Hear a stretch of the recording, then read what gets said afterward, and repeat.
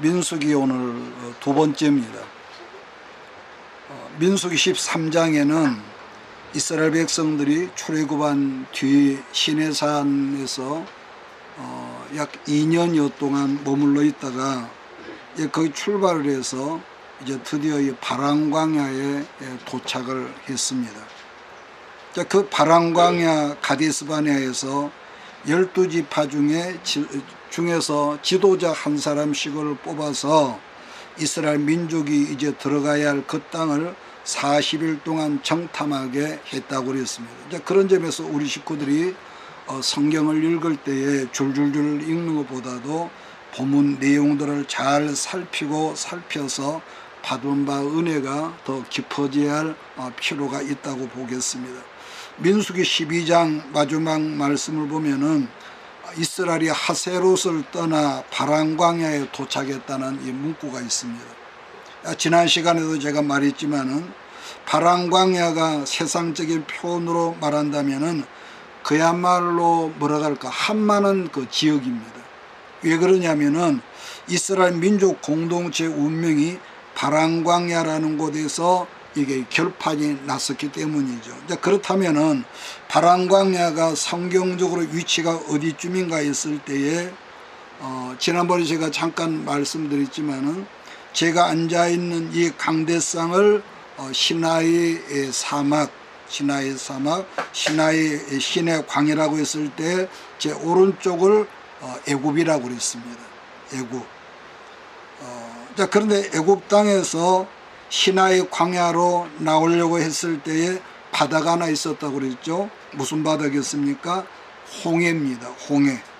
홍해라는 말은 한문자로 말하면은 북다는 뜻이거든요. 그러니까 북다는 뜻인데 아마 그 아프리카 그 에티오피아 저 위쪽에서 강물이 애굽 지역으로 내려올 때 수천 킬로를 내려오는 그 중간중간에 항토층이 많다는 거죠. 그래서 항토층을 쓸고 내려다 보니까 아마 바닷물 색이 붉게 옛날부터 홍해바다라고 그랬다는 것입니다.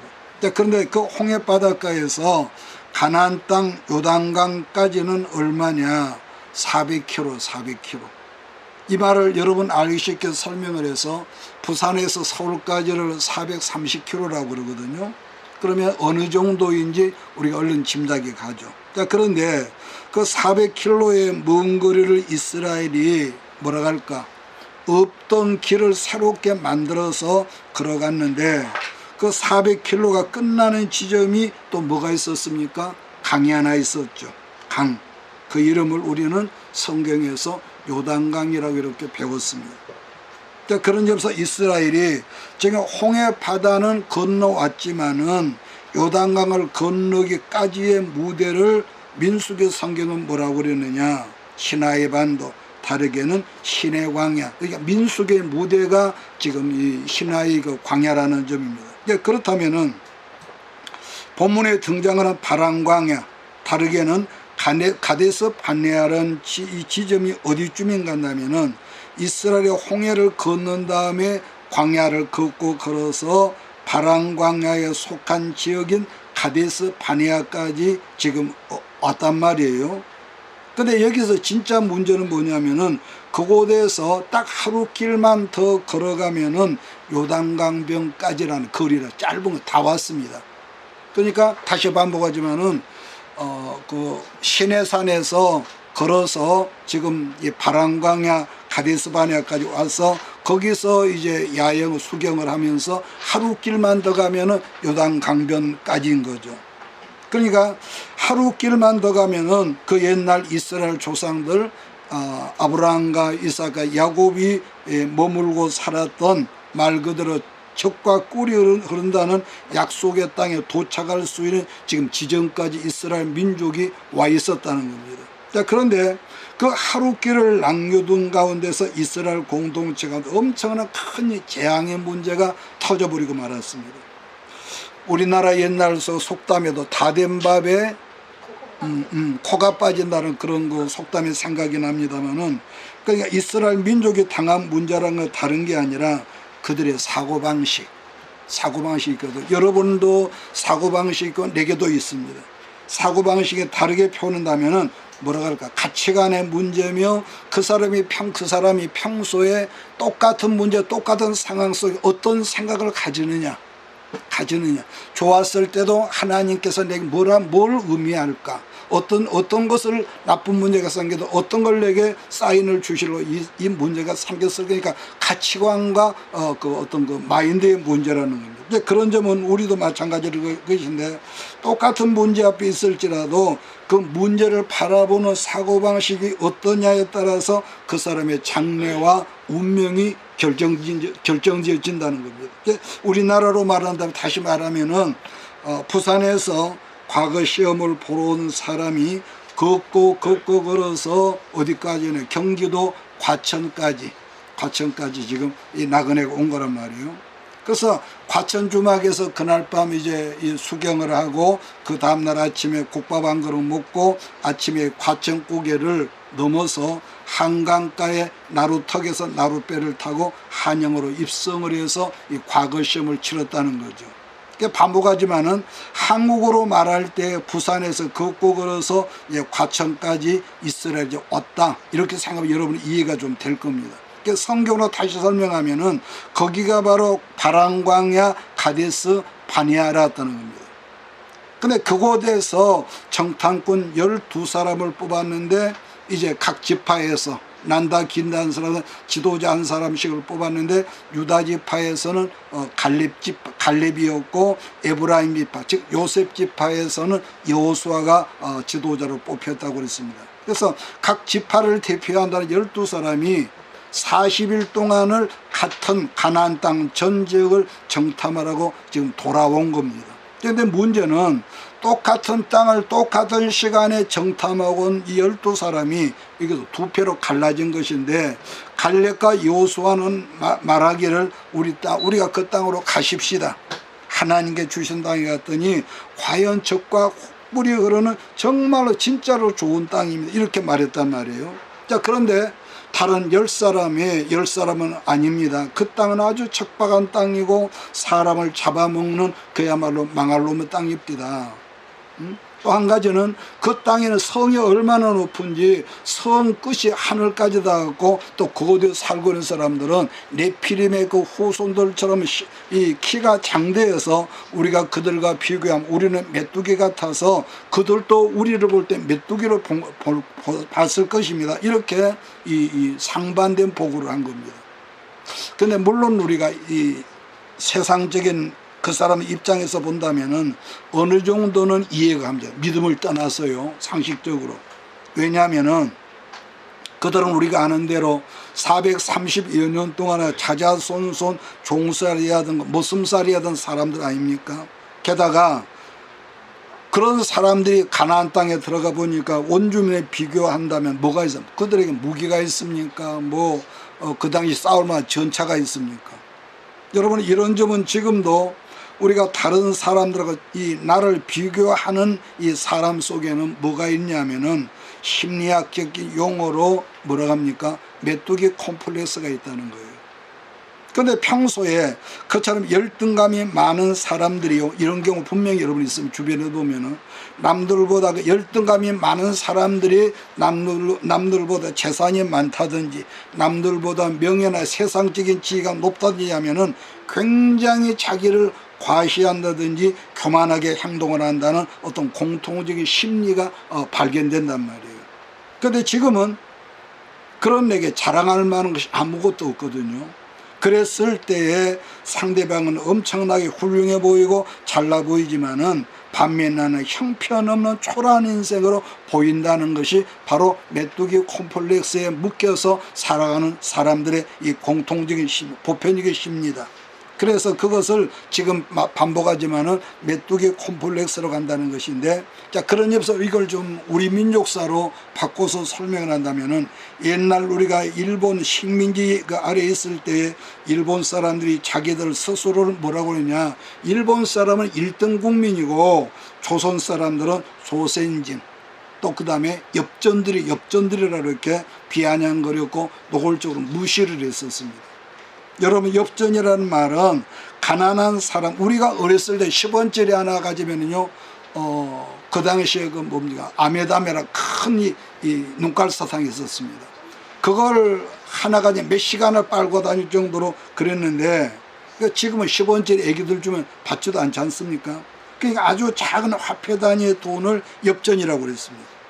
그러니까 일본 사람들이 조선징이며 엽전이랑 무시를 했으면은 그래 엽전이면 어쩌냐 엽전도 많으면은 거금인데 이랬으면 좋았을 텐데 사람들은 생각하기를 그래 우리 조선 사람 엽전이야 하면서 스스로를 이렇게 비하시키는 그런 게 있었죠 과거에.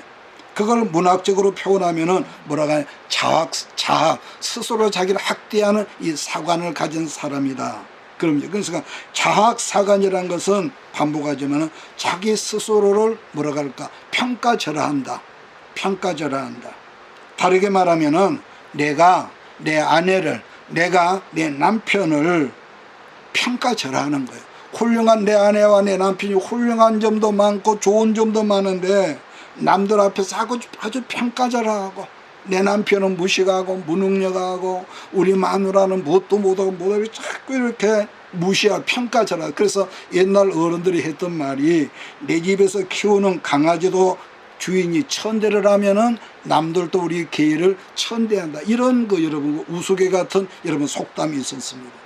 그러니까 우리가 남들이 나를 어떻게 생각하고 비아냥거린다 할지라도 자긍심이 여러분 자존심하고 자긍심은 여러분 같은 말 같아 다른 말이거든요. 비아냥거려도 나는 하나님께서 세우신 축복의 사람 그런 자긍심이 있으면은 어떤 누구가 우리를 비아냥거려도요 우리가 상처가 되지 않거든요. 그런데 이게 약한 사람들은 껄피담 누가 조금만 마음 상하게 하면은 저게 나를 무시하네 그러면서 그게 상처가 되고요. 여러분 그러거든요. 그런데 과거는 우리나라가 그랬다가 할지라도 21세기에 들어와서는요 우리 민족이 지금 물을 만난 고기들처럼 우리나라가 지금 뭐라고 하죠? 그걸 뭐 일치월장이란 말합니까? 막 그렇게 막 이 구분이 지금 상승돼 가는 거. 그래서 우리 민족을 옛날적으로 인종학적으로 말한다면은 우리 민족은 옛날부터 뭐라고 그러느냐 북방계 기만민족에 이렇게 일컬었습니다. 북방계 기만민족. 이것을 또 우리가 학교에서 어렸을 때 배운 대로 설명한다면은 우리 민족을 우랄 알타이계로 모든 아이들은 태어나서 보면은 엉덩이에 푸른 반점이 있는 사람들을 우랄 알타이계 기만민족으로 했었는데 몽골이나 터키나 우즈베키스탄이나 우리나라나 같은 혈통이라는 거죠. 이 민족사적으로. 그런데 이걸 성경적으로 말한다면 우리 이 선조들은 셈의 증손자로서 6단계 후예라고 그렇게 말하거든요. 뭐 그렇게 설명하면 또 말이 길어집니다만 아무튼 옛날부터 기만민족의 특성이라면은 기동성이 뛰어나고 또 민첩하고 자주정신이 강한 것이 기만민족의 특성이라고 그랬습니다. 반면에 일본 민족은 같은 아시아계지만 북방계 농경민족이라고 인류학자들은 그렇게 말을 합니다. 그래서 이 농경민족은 옛날부터 단합원자라고 굉장히 순종적인 데 비해서 이처럼 일본하고는 우리가 혈통적으로 다르다는 거예요. 그런데 21세기에 들어와서는 기만민족이 뭐라고 할까 웅비하는 그런 시대로 가는데 특히나 이 디지털 시대가 되면서부터 기만민족이 막 빛을 우리가 뭐 알기 쉽게 말해서 뭐 K-팝이니 요즘 많지 않습니까? 그런데 지금 우리 한국이 세계적으로 좀 떠오르지 않습니까? 일본 사람이 돌아와서 우리나라로 인터뷰한 걸 보면은 일본은 공항에서 통과하는데 굉장히 시간이 많이 걸리는데 그런데 우리는 너무너무 간편하고 빠르다는 거예요. 일일이 일본은 이 볼펜으로 수기를 하는 우리는 컴퓨터로 그저 뭐 몇 분 내로 끝나버리고. 그래서 우리가 과거 역사를 보면은 일본은 우리보다도 한 발 앞서서 기독교를 받아들이고 산업화 시대에 진입을 해서 굉장히 선진 문화에서 살았죠. 그런데 그 선진 문화 때문에 우리 민족을 괴롭히고 40년 동안은 굉장히 수탈을 했습니다. 그런데 21세기에 들어와서는 우리 한국인의 시대인데 재작년부터 우리나라가 일본보다도 앞서기 시작했다. 근데 우리나라는 지금 기독교를 받아들인 지 지금 150년이 되었고 그 기독교가 우리나라 국민 정신을 바꿔보려는 위대한 역사가 있다. 이렇게 말을 합니다. 그러니까 지금 우리나라 국민들이 회에 나가 있는 사람들이 181개국에 나가 있는데 약 700만 명이 넘게 회에 나가서 개척한 사람들이 크게 성공을 해서 있다는 거죠. 그래서 아마 우리 시대에 남북 통일이 된다면은 그 700만 명이란 그 회의 교포들이 이 우리나라를 크게 쓰임 받을 것이라고 그렇게 말하는 사람들이 있습니다. 따라서 우리들이요, 다른 사람 앞에서 겸손한 것은 굉장히 좋은 미덕이고 좋은 거지만은 자기를 지나치게 낮추어서 나는 엽전이라고 하는 그런 자학성을 우리가 버려야 할 줄 믿습니다. 그래서 엽전이라는 말은 순수 전라도 사투리로 말하면은 뭐라고 할까, 쓰다가 남은 찌끄레기, 이걸 보고 엽전이라고 그러죠. 자, 그러면은 다시 우리가 엽전이 아니라 본문으로 돌아오겠습니다. 갈렙과 여호수아는 갑시다. 하나님께 주신 그 땅을 우리가 갑시다. 그들은 우리가 먹어야 할 밥이라고 그랬지만은 반면에 똑같은 상황과 똑같은 환경을 바라보고 왔던 10사람은 완전히 이렇게 열등감에 빠지고 메뚜기 콤플렉스에 빠져서 거기 가면 우리는 죽서 끝납니다. 그랬을 때 일반 백성들이 여기서 이제 따라야겠죠. 뭘 따르냐? 다수를 따를 것이냐, 소수를 따를 것이냐. 이건 아주 중요한 거죠. 그래서 민주주의가 굉장히 중요한데 다수 가결이라는 것이 우리가 성경적으로 보면은요, 100이라고 그러면은 51대 49, 49가 분명히 옳은데도 불구하고 다수에 의해서 51을 따를 때에 민족적인 비극이 있다는 거. 자, 민수기 14장 1절을 다시 한번 읽겠습니다. 온 회중이 소리를 높여 부르짖으며 백성이 밤새도록 통곡하였더라. 이스라엘 공동체가 밤새도록 철야기도를 한 것이 아니라 부정적인 마인드가 연병처럼 각 사람 속에 들어, 여러분 같은 이 말도요, 긍정적인 표현보다 부정적인 마인드가 굉장히 폭발력이 강하고 전념성이 여러분 특출하죠. 그러니까 이 백성들이 전혀 잠을 자지 않고 우리가 망했네 우리 자식들이 망한다 이렇게 했다는 거. 그래서 어느 시대나 여러분 수준이 낮은 이 다수의 뭐라고 할까, 좀 저속한 표현으로 머저리들이 선동질을 잘한다는 것인데 그 땅에다 우리는 다 몰살을 당한다면서 밤새 울고 야단을 했다는 거. 그렇기 때문에 우리가 여러분 많이 배웠다, 돈이 많다 적다, 나이가 많다 적다, 그게 아니라 이걸 떠나서 평소에 우리가 똑같은 환경 속에서 살지라도 우리가 어떤 생각, 어떤 마인드를 가지냐가 그 사람의 운명과 장래를 결정짓는다는 것을 여러분의 모두 다 아멘할 수 있기를 바랍니다. 민수기 14장 3절을 우리가 제가 읽겠습니다. 어찌하여 여호와가 우리를 그 땅으로 인도하여 칼에 쓰러지게 하려 하는가? 우리 처자가 사로잡히니 애굽으로 돌아가는 것이 낫지 아니하랴. 우리가 애굽 땅으로 돌아간다면은 물론 종으로는 살겠지만은 먹고 사는 것은 괜찮지 않느냐, 여러분 그랬다는 겁니다. 여러분 여기서 우리가 애굽으로 돌아가자는 이 짧은 문구 속에요, 이 말을 구속사적으로 해석을 한다면은 6월절 어린 양 예수님의 십자가 보혈을 무효화시키는 사단의 계략이 이 군중 속에 있는 것이죠. 그래서 이유 불문하고 제가 여러 번 설명했습니다마는 옛것을 끊어버리지 못하고 벗어버리지 못한 사람은요 미래가 열리지 않는다. 이건 제 말이 아니라 인류학자들이 한 말입니다. 계속 과거를 붙잡고 사는 사람, 과거에 상처받은 거, 과거에 억울했던 거, 이걸 끊어버려야죠. 그런 의미에서 우리나라 정치계를 보면은 우리가 다 아는 건데요, 문제점이 있죠. 어떤 문제냐? 정권이 바뀔 때마다 과거의 그 어떤 거 쓴뿌리는 물고 늘어지면서 그것을 선동제라고 표로 연결을 시키려고 여러분 한다 했단 말이에요. 한 예를 들면은 옛날 그때가 60몇 년 동안 박정희 대통령의 군사혁명이 끝나고 나서 돈이 있어야 나라 살림을 하고 그때 당시에 포항제철 또 경부고속도로가 이제 시작하게 되는데 미국에 가서 케네디 대통령을 만나가지고 좀 돈 좀 빌려주세요. 케네디가 정면에서 거절을 해버렸습니다. 아주 상처를 줬고요. 그래서 빈손으로 돌아와서 독일로 가는데, 그때 당시 독일의 우리나라에서 광부 지하 1000m에 내려가서 석탄을 캐는 강부가 1000명 이상 있었고, 간호사들이 약 3000명가량 독일에 파견이 돼 있을 당시입니다. 그래서 돈을 빌려주면 돈 빌 근거가 없으니까 독일 대통령이 그 광부하고 간호사들을 담보를 해서 그때 제 기억으로 2억 5천만 마르크죠. 독일 돈으로 차관을 빌려주면서 이 박정희 대통령에게 당부하기를, 대통령님, 일본하고 친하게 지내십시오. 그러면은 한국이 더 빨리 일어설 수 있습니다. 그러니까 박정희가 정색을 하면서 깜짝 놀라면서, 그들은 우리 민족의 원수입니다, 원수.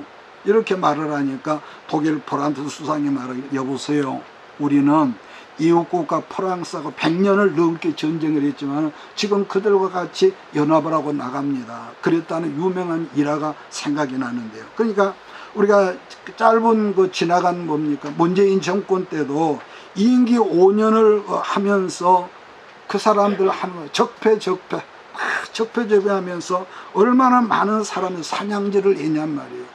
그러니까 지금 현 정권을 보더라도 국태민안은 전혀 눈을 씻고 봐도 없고 오직 자기들끼리 더불어 해먹는 것처럼요, 그런 정치를 하는 걸 보십시오. 자, 그래서 우리가 정치가는 아니고 여권도 야권도 아니지만은 성경을 보는 우리가 성령 받은 사람으로서 비판을 위한 비판이 아니라 옳은 것은 옳은 것이요, 그런 것, 이런 우리가 비판 정신이 있어야 하는 거죠. 자, 4절 5절 보면은 지도자 모세도 필요가 다시 옛날 애굽으로 돌아가자고 했으니까 모세가 얼마나 기가 찼든지 하나님의 이 회막 앞에 성막 앞에 엎드러져 있었다고 그랬습니다. 그랬을 때에 6절 말씀을 보면은 갈렙과 여호수아가 뭐라고 했는지를 보겠습니다. 14장 6절 8절 시작. 그 땅을 정탐한 자 중 눈의 아들 여호수아와 여본네 아들 갈렙이 자기들의 옷을 찢고 이스라엘 자손이 온 회중에게 말하여 이르되, 우리가 두루다니며 정탐한 땅은 심히 아름다운 땅이라 여호와께서 우리를 기뻐하시며 우리를 그 땅으로 인도하여 들이시고 그 땅을 우리에게 주시리라. 이는 과연 적과 꿀이는 땅이니라. 여러분, 이스라엘 민족은 옛날부터 자기들 감정 표현을 하는 특별한 그런 이 방식이 있었습니다. 첫째는 너무너무 기가 차면 자기 수염을 뜯은다는 거죠. 그러면 그렇지 않으면 수염을 깎아버린다든지. 두 번째, 불태운 재 있죠, 재.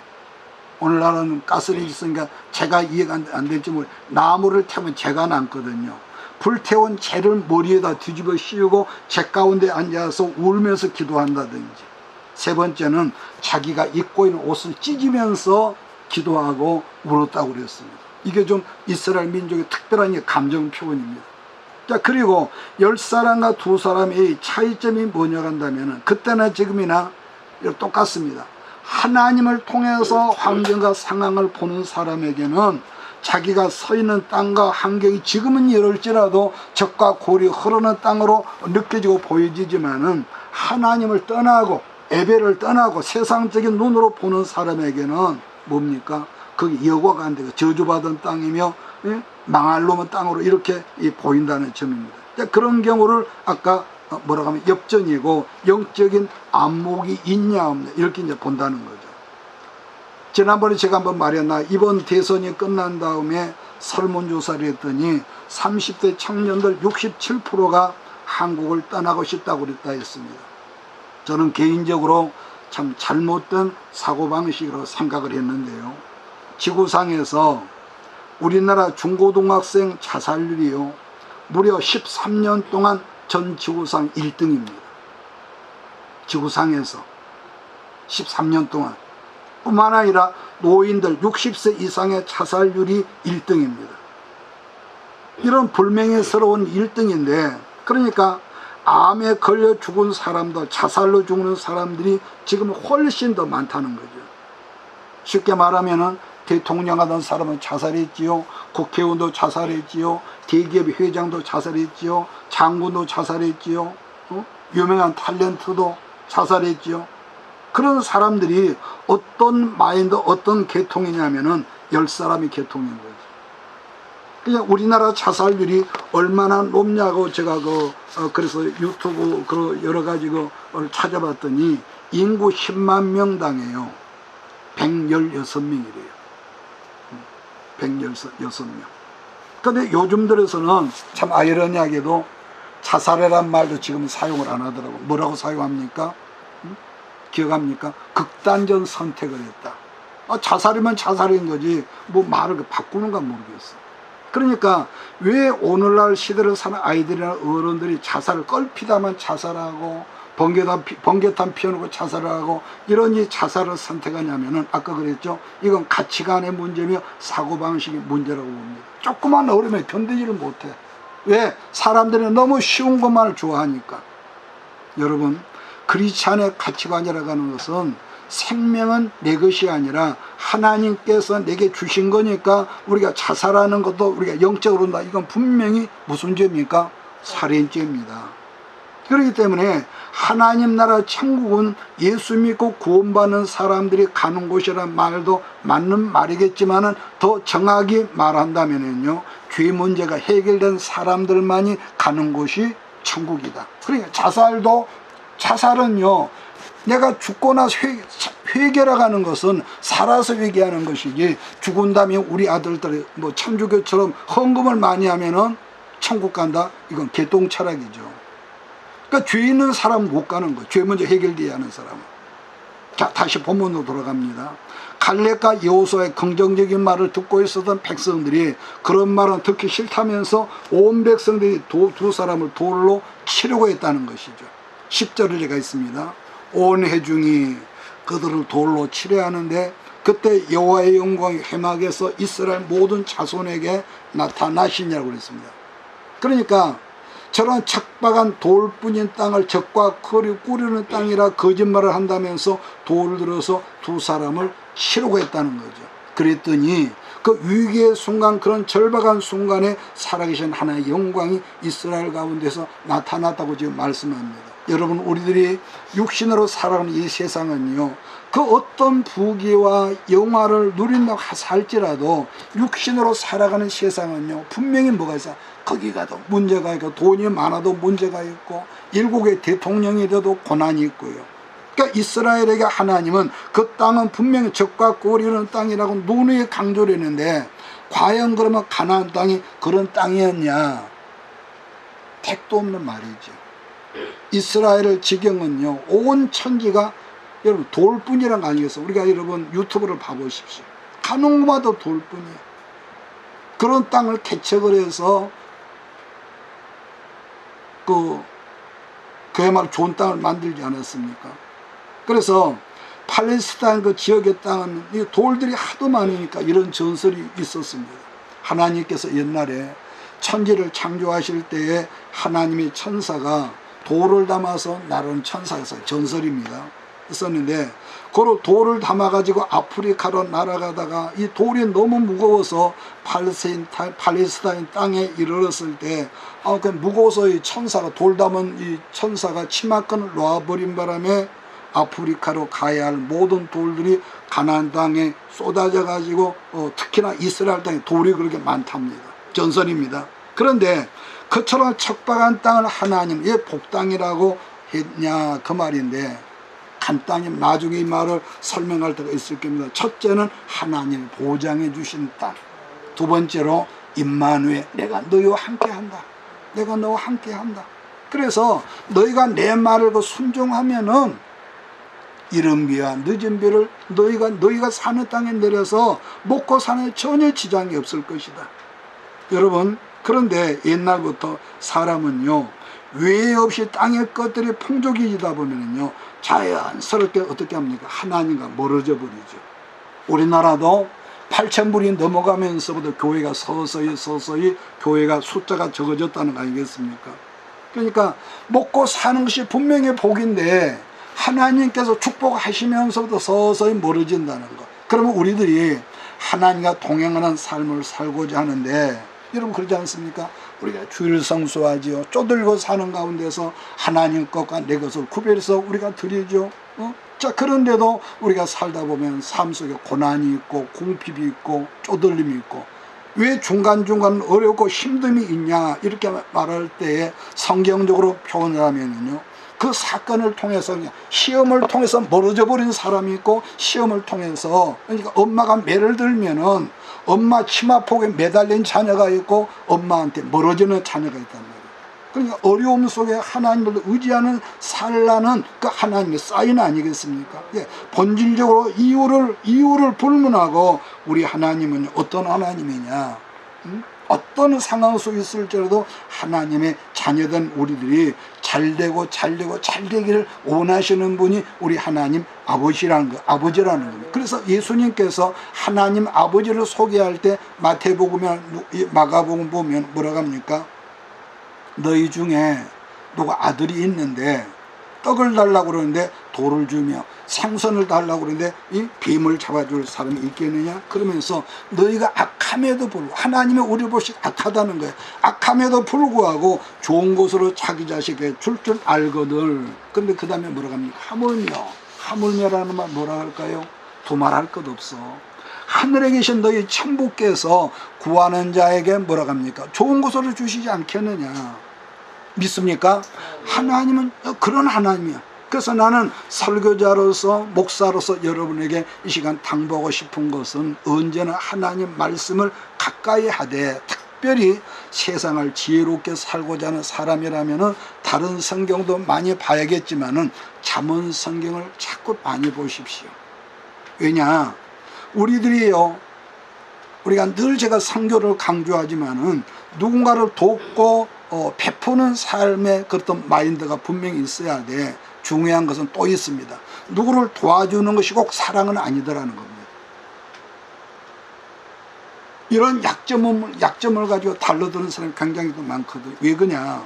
내가 그 사람을 돕는 것으로 말미암아 도리어 그 사람의 영혼을 망치는 경우도 있으니까. 그래서 예수님은 비둘기의 슬기로움도 말하시면 뭐라고 합니까? 뱀의 지혜를 강조를 하시더라는 거예요. 그런데 정말로 중요한 것은 우리들이 한 번뿐인 인생, 스피아가 없는 인생을 예수 안에서 살려면은 첫째 잘 살아야 하고 축복받는 승리의 삶을 살아야지 않겠느냐 말입니다. 아멘 하십니까? 그런데 그럼 조건이 있다는 거죠. 어떤 조건입니까? 자, 말씀을 마치면서 로마서 8장으로 가십시다. 로마서 8장.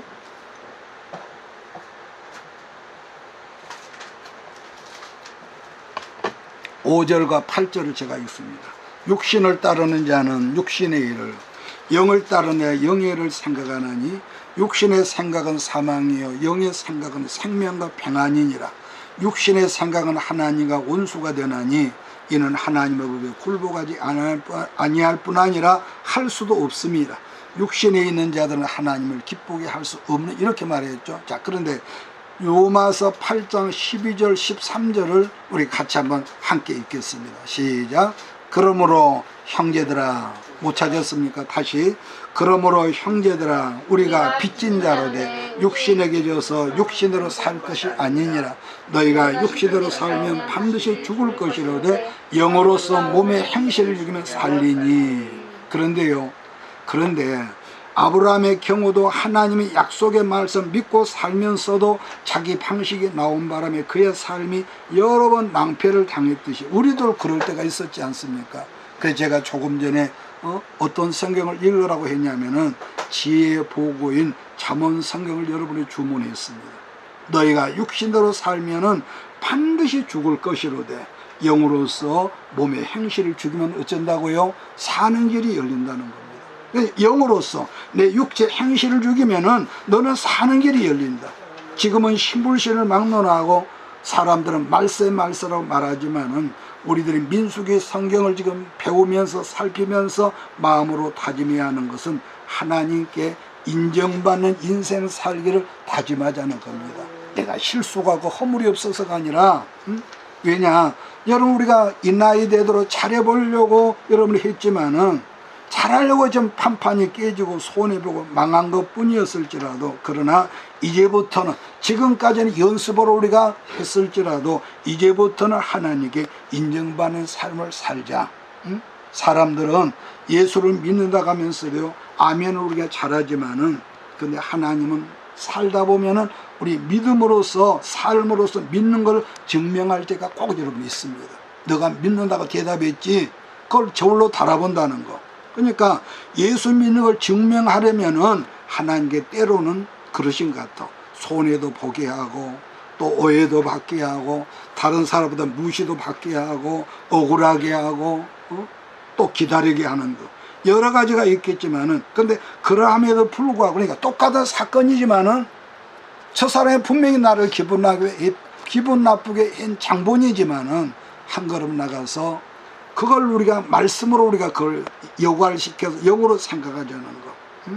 여러 가지가 있잖아요. 그럼에도 불구하고 주만 바라보겠다는 다짐과 믿음이 여러분과 우리 모두에게 있어야 할 줄 믿습니다. 그래서 사도 바울 선생이 우리들에게 지금 주문한 말이 로마서 8장에 뭐라고 그랬습니까?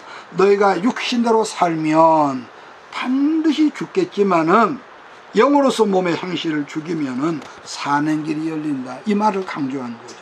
그래서 이 말씀을 믿음으로 아멘을 하면서 우리가 한 주간을 여러분 승리하는 우리 모두가 되어야 할 줄 믿습니다. 그래서 어제도 오늘도 내 눈에는 아무런 변화의 증거가 없을지라도 하나님을 의지하고 말씀을 붙들고 열심히 살되 무릎으로 기도하는 삶을 살라는 지금 주문인 것이죠. 여러분 그래서 민수기 14장에서 이스라엘 백성들이 우리가 다음 주에도 민수기 14장을 보겠는데요. 이스라엘 백성들이 갈렙과 여호수아의 말을 듣기 싫다면서 돌로 치려고 했을 때 하나님께서 이스라엘에게 뭐라고 했다고 했습니까? 14장 28절과 30절을 제가 읽으면서 오늘 말씀을 줄여나가겠습니다. 민수기 14장 28절 30절 그들에게 이르기를 여호와의 말씀에 내 삶을 들고 맹세하노라. 너희 말이 내 귀에 들리는 대로 너희에게 행해주리니 너희 시체가 이 광야에 엎드러질 것이라.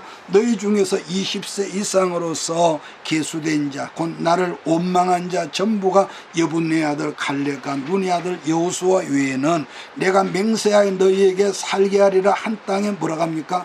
결단코 절대로 들어가는 일이 없을 것이라 이렇게 말씀하셨다는 겁니다. 우리들이 평소에 주의해야 할 게 있습니다. 평소에 말하는 것이나 기도하는 것들이나 우리가 모든 대화하는 모든 말들이 어떻게 된다는 게 하나님 귀에 들려지게 된다는 겁니다. 그래서 하나님 뭐라고 합니까? 너희들 말이 내 귀에 들려오는 그대로 내가 너희에게 응답해 주겠다. 여러분 그렇습니다. 그 사람이 누구일지라도 평소에 말한다는 말이 나는 망할 것 같아, 나는 죽을 것 같아, 나 안 될 것 같아, 그런 입에 부정적인 소리가 하늘로 올라간다는 거 아니겠습니까?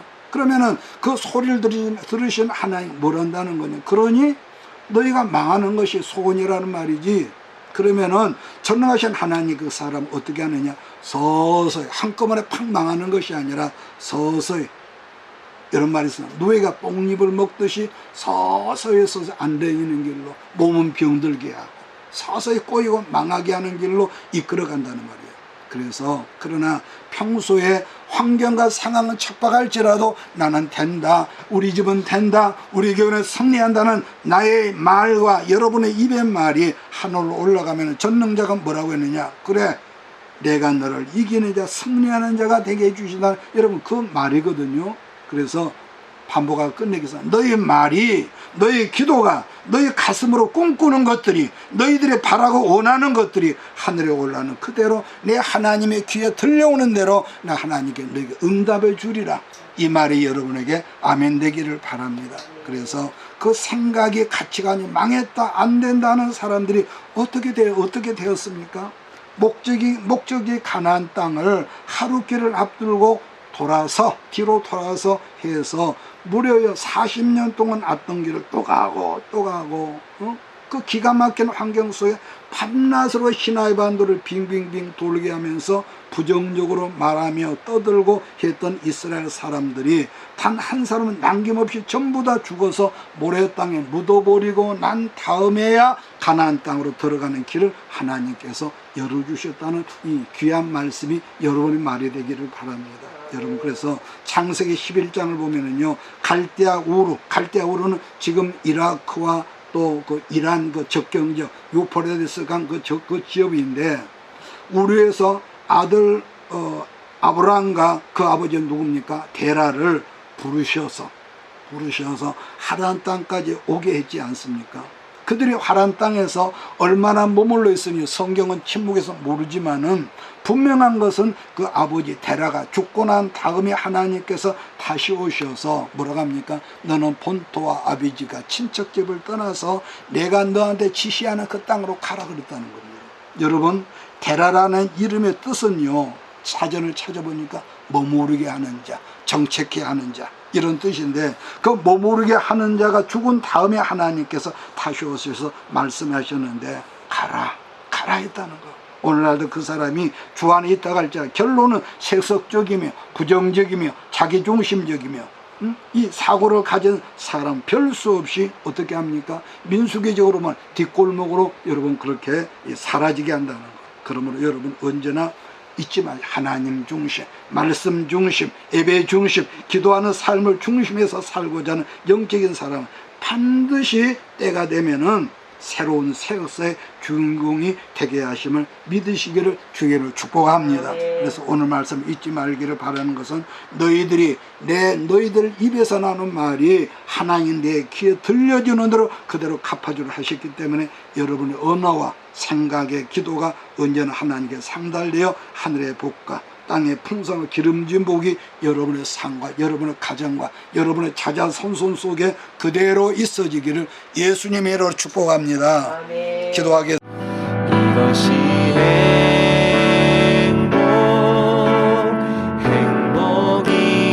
행복이라오. 세상은 알 수 없는 하나님 선물. 이것이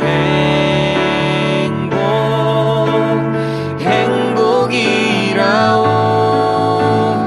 하나님의 자녀로 살아가는 것,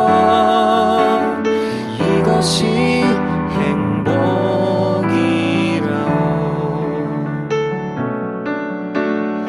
이것이 행복이라오.